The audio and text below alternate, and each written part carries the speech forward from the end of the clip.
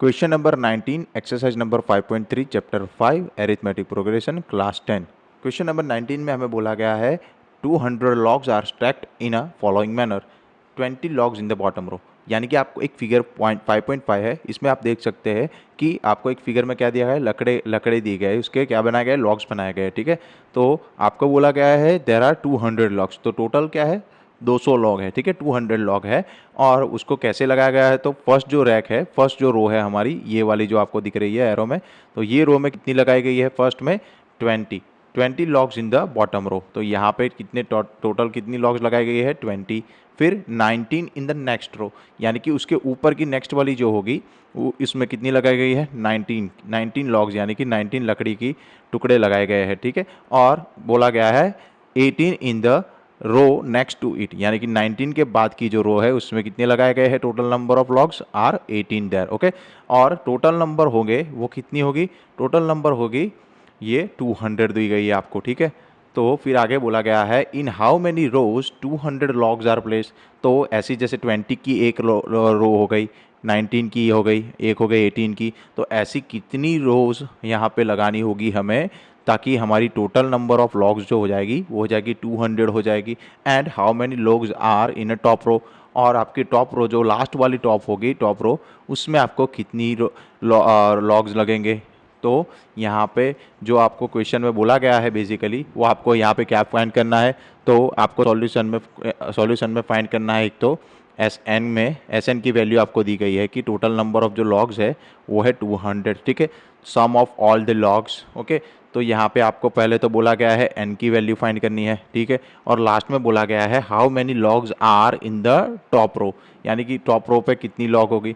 यानी कि हमें पता नहीं है कि टोटल नंबर ऑफ जो रोज है कितनी है, तो उसे ए एन मान लेते हैं। तो ए एन की वैल्यू हमें यहाँ पे फाइंड करनी होगी, एन की वैल्यू हमें फाइंड करके फिर ए एन की वैल्यू फाइंड करनी है। तो स्टार्ट करेंगे हम। तो यहाँ पे बोला गया है फर्स्ट रो में कितने लॉग्स है, 20 लॉग्स है। तो हम यहाँ पे लिख लेंगे कि फर्स्ट रो जो है आपकी उसमें कितने लॉग है 20। उसके बाद की जो सेकंड रो है, सेकंड रो में आपको बोला गया है नंबर ऑफ लॉग्स है 19।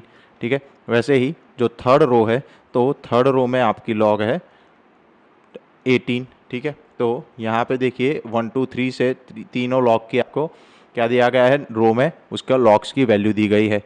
तो यहाँ पे अगर आप एरिथमेटिक प्रोग्रेशन बनाना चाहे तो फर्स्ट की हो जाएगी 20, सेकंड टर्म हो जाएगी 19 और थर्ड टर्म हमारा ये हो जाएगी 18।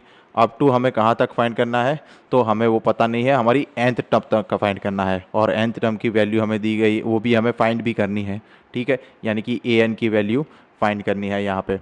तो सबसे पहले हम क्या करेंगे, सबसे पहले हमें n फाइंड करना है। ठीक है, तो n कैसे फाइंड करेंगे, तो यहाँ पे एस एन दिया गया है, तो एस एन इक्वल्स टू क्या है n/2 करली brackets 2a plus n minus 1 into D.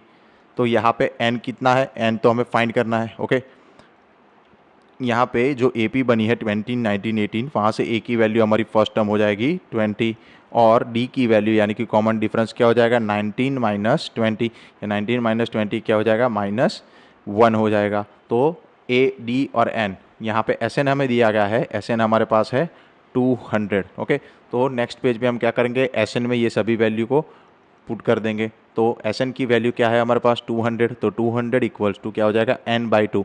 n तो हमें फाइंड करना है, तो n/2 as it is curly brackets में 2। a की वैल्यू हमारे पास क्या थी 20 प्लस n-1, तो एज इट इज़ रहेगा, और d हमारे पास था -1। तो सबसे पहले स्मॉल ब्रैकेट इसमें सॉल्व करेंगे, तो n/2 स्मॉल ब्रैकेट हो जाएगा 40 प्लस ये जो है -1, वो क्या n-1 में मल्टीप्लाई होगा। तो ये जो प्लस है वो क्या हो जाएगा, ये जो प्लस है वो यहाँ पे माइनस हो जाएगा। ठीक है, क्योंकि -1 इंटू एन जब करोगे तो ये जाएगा -n और ब्रैकेट ये प्लस और माइनस हो जाएगा माइनस का n, फिर ये -1 के साथ मल्टीप्लाई हो जाएगा, तो ये बन जाएगा +1 करली ब्रैकेट। अभी क्या करेंगे, तो देखिए यहाँ पे क्या था, लेफ्ट हैंड साइड पे इक्वल्स टू के 200 था। तो अभी हम क्या करेंगे, 2 को 200 से मल्टीप्लाई कर देंगे, तो यहाँ हो जाएगा 400 के बाद इक्वल्स टू यहाँ बचेगा, जो n बचेगा वो 40 से मल्टीप्लाई होगा, तो बन जाएगा 40n, फिर n से मल्टीप्लाई होगा तो बनेगा n², और यही n +1 से मल्टीप्लाई होगा, बनेगा प्लस का n। तो देखिए यहाँ पे एक क्वाड्रेटिक इक्वेशन हमें दिख रहा है, तो सबसे पहले एन वाली टर्म यहाँ पे सेम है तो सॉल्व कर लेंगे। तो ये बनेगा 400 इक्वल्स टू, देखिए ये 40n प्लस n क्या बन जाएगा 41 का n minus n square as it is रहेगा। फिर हम क्या करेंगे, माइनस एन स्क्वायर है तो उसे लेफ्ट हैंड साइड ले जाएंगे, तो बनेगा प्लस का एन स्क्वायर, 41 क्या है प्लस, तो बन जाएगा minus 41n plus 400 as it is रहेगा, और राइट हैंड साइड क्या बन जाएगा 0, क्योंकि हमें यहाँ पे क्वाड्रेटिक इक्वेशन बना है। तो N square minus 41n plus 400, तो ये क्वाड्रेटिक इक्वेशन बन गया। यहाँ से अभी n की वैल्यू अगर निकालनी हो तो क्या करेंगे, तो क्वाड्रेटिक इक्वेशन के फैक्टर निकालेंगे। तो यहाँ पे किस किस को हम मल्टीप्लाई करते थे, एन स्क्वायर वाली कोफिशिएंट को और कांस्टेंट को। तो एन स्क्वायर का तो कोफिशिएंट 1 है, तो 1400 इंटू 1 क्या हो जाएगा, 400 इंटू 1 हो जाएगा 400। तो ये जो 400 है उसके दो ऐसे फैक्टर निकालने हैं जिसका हमें मिलेगा -41, ओके, और जिसको मल्टीप्लाई करने से क्या मिलेगा, प्लस का 400। तो देखिए यहाँ पे क्या हो जाएगा, ये सबसे पहले तो इसके दो फैक्टर 20 इंटू 20 बन जाएंगे, ठीक है। 20 के दो फैक्टर क्या बनेंगे, 5 4 ज़ा 20, और ये भी बनेगा 5 4 ज़ा 20। तो यहाँ पे देखिए 5 5 ज़ा क्या हो जाएगा 25, और ये 4 4 ज़ा क्या हो जाएगा 4 4 ज़ा हो जाएगा 16। तो यहाँ से 400 के दो फैक्टर निकल के आए जो हो गए 25 और 16, जिसका मल्टीप्लिकेशन क्या होगा 400। पर हमें तो क्या चाहिए 41, उसका सम चाहिए, तो इन दोनों का सम 41 होगा, पर कैसा होता प्लस का हो रहा है, तो हम क्या करेंगे दोनों को माइनस का साइन दे देंगे। तो एक हमारा n की वैल्यू हो जाएगी, फैक्टर हो जाएगा 25, और दूसरा हो जाएगा -16। तो हम क्या करेंगे, तो -41 था उसकी जगह हम लिख देंगे -25n -16n, जो कि ऐड करने से क्या हो जाएगा 41n, और उसका -25 और -16 का मल्टीप्लिकेशन करने से बन जाएगा प्लस का 400 इक्वल्स टू 0। यहाँ से फर्स्ट जो टर्म है उसमें से मैं क्या कॉमन लूँगा, n कॉमन लूँगा, तो n हो जाएगा n -25, और यहाँ से मैं क्या लूँगा 16 कॉमन ले लूँगा, तो 16 कॉमन लेने से यहाँ बचेगा n माइनस, यहाँ बचेगा 25 मल्टीप्लाई बाय 16 जो हमने अभी देखा, तो हो जाएगा 400 इक्वल्स टू 0। तो यहाँ से अभी देखो क्या करूँगा, मैं n25 को कॉमन ले लूँगा, तो n -25, और दूसरी टर्म बचेगी n -16। तो यहाँ पे n -25 को मैंने कॉमन ले लिया, तो दूसरी टर्म क्या बच गई n -16 इक्वल्स टू 0। अभी दोनों जो टर्म है हमारी उसे मैं सेपरेट 0 दे देता हूँ, तो n -25 क्या हो जाएगा 0, और n -16 क्या हो जाएगा 0। तो यहाँ से n की वैल्यू क्या मिल गई मुझे 25, और यहाँ से n की वैल्यू मिल गई 16। तो हमारी जो नंबर ऑफ टर्म्स है वो क्या होगी, आइदर 25 और आइदर 16। नंबर ऑफ टर्म्स जिसमें टोटल नंबर ऑफ लॉग्स हमारे कितने बोले गए थे 200 बोला गया था, ठीक है।